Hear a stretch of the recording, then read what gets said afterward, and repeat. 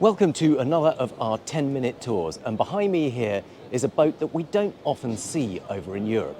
This is the brand new Sea Ray Sundancer 370, and we are going to give you a full tour as quickly as we reasonably can, showing you all the details that you need to know about this fascinating new American sports cruiser.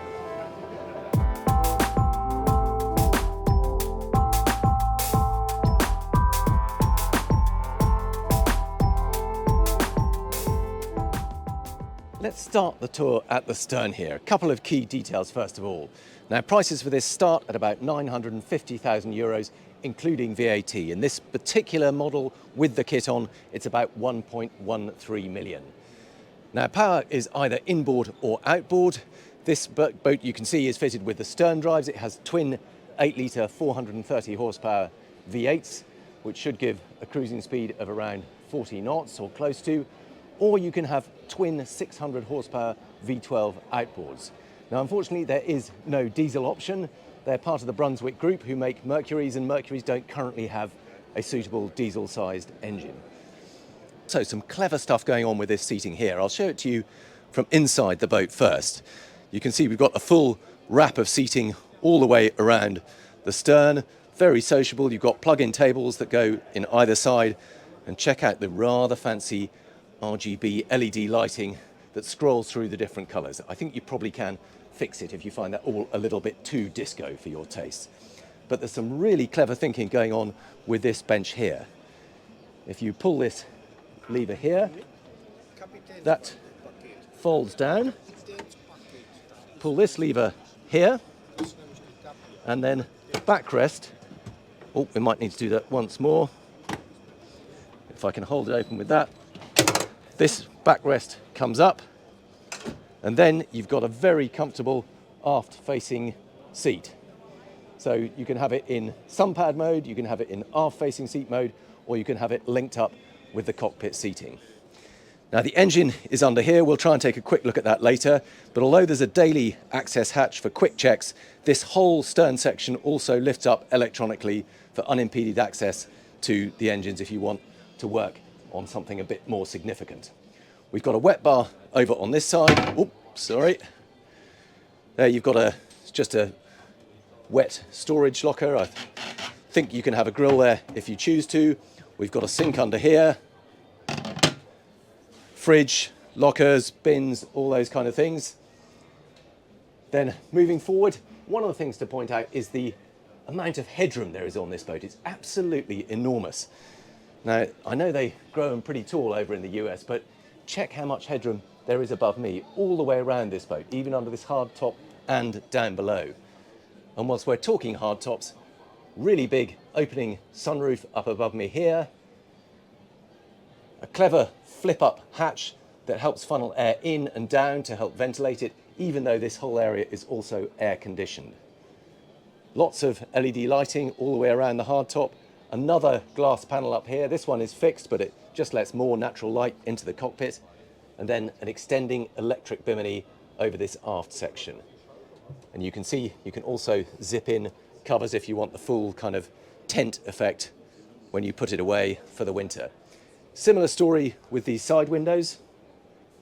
You've got zip-in panels that go in here, and they're obviously clear, transparent panels, and then really tall, solid glass windows either side.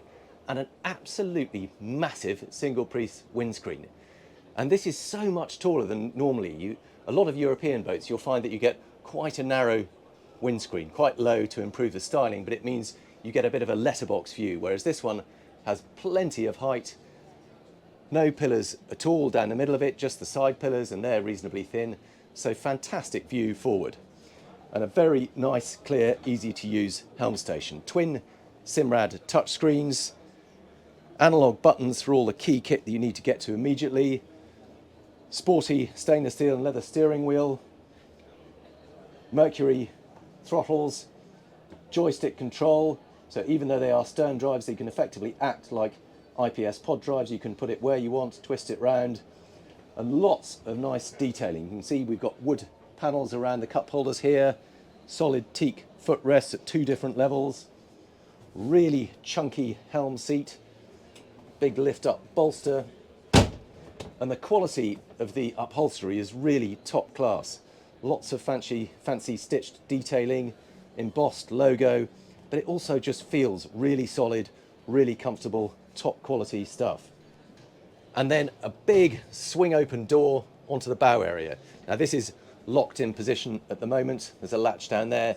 But again, look at the size of those gas struts. So even though it's really heavy, it has gas struts to make it nice and easy to open.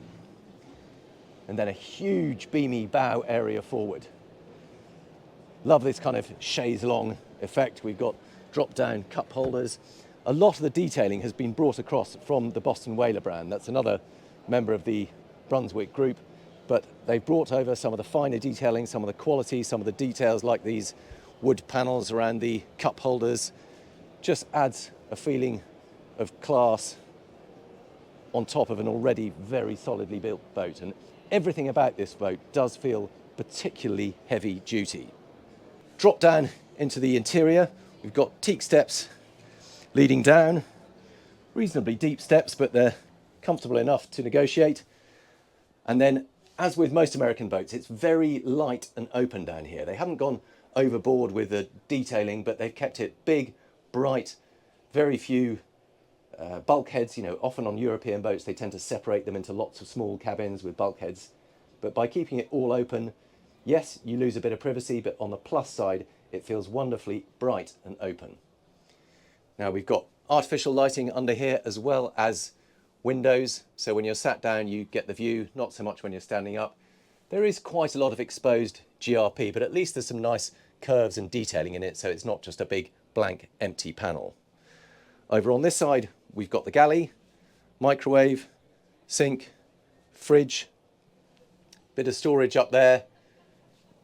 Another big skylight overhead here, so lots of natural light coming in. And then a separate seating area and can be an occasional second cabin behind the steps.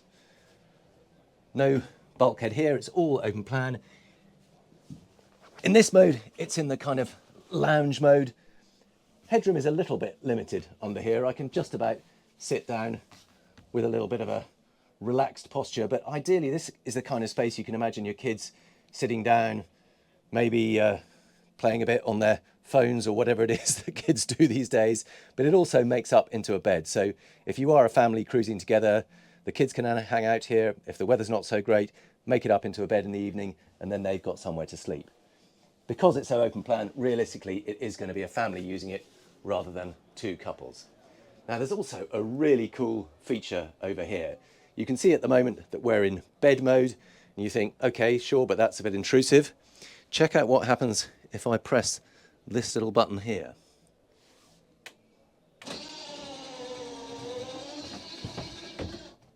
Alakazam, total magic. It just turns into another part of the seating area. I think that's a really neat solution. Very quick, very solid too. And behind these seats, there's also some nice details. Underneath there, we have the switch panel, the master switches for the engines, all the breakers, and storage under all these ones too.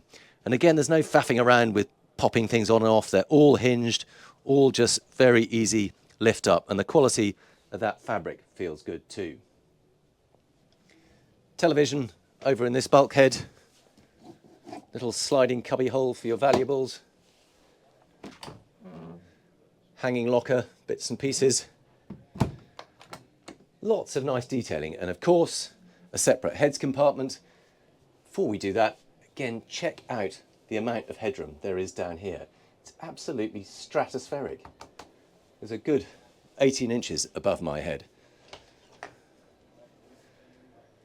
Mostly that is reflected in the heads compartment. There is a bit of a step up, so there's not quite so much headroom in here. Crucially, there is a separate shower. Now, I've got to say, relative to the rest of the boat, this is not the hugest space. I think you might find yourself having a little bit of a squeeze to get in there, but it is separate. So all the wet and the damp stays in the shower area, and then you've got a nice dry heads compartment and toilet. That is the Sea Ray 370 Sundancer.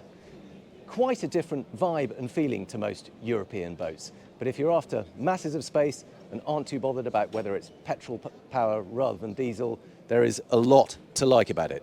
The quality is exceptional, the space is very, very good, and the style, well, that's a matter of taste, isn't it?